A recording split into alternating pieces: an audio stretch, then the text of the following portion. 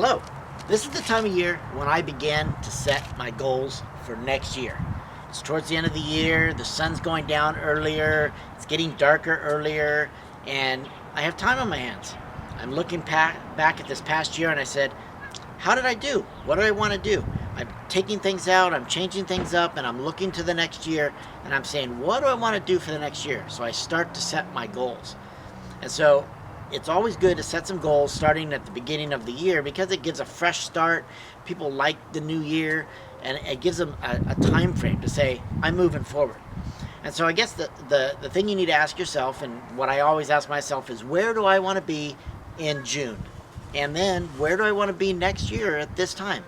Where do I want to be at the end of next year?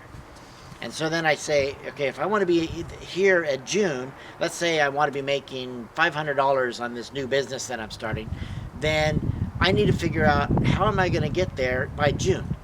And so I need to begin to back it up. I can't just automatically start making $500 in June.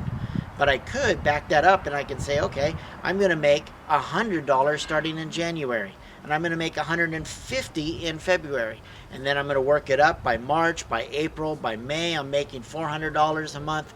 And then by June, I'm making that extra $500 a month that I had planned to make. But then I really have to look at it and say, okay, if this is how I'm going to do it, what am I going to make it with? What am I going to do? If I'm selling a product, let's say I'm making a widget, right? And I'm going to take this little widget and I'm going to sell it. Well, how many widgets do I have to sell to make $500? And how many widgets do I have to sell to make that first $100?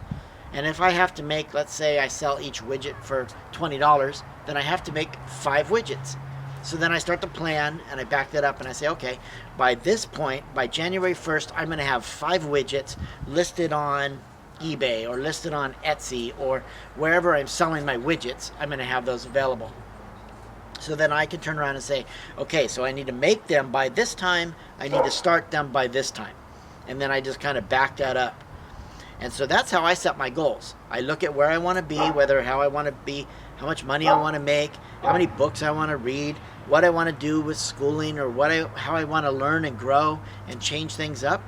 And then I take that and I set a goal for it. And then each goal gets an individual list and says, okay, I need to do this by this time and this by this time.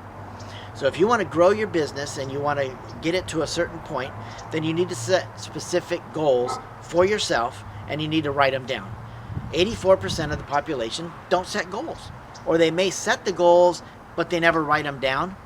And so they never get from here to here, and they don't become concrete, and they don't become something to attain. They just become a thought or an idea that we have. So I want you to write that goals, set your goals, write them down, and then look forward to moving forward into next year. The Bible says that without a vision, a people perish. And so sometimes we don't get anywhere because we don't set goals to get there in the first place. So challenge yourself to write out some goals and get ready for the new year. Thank you.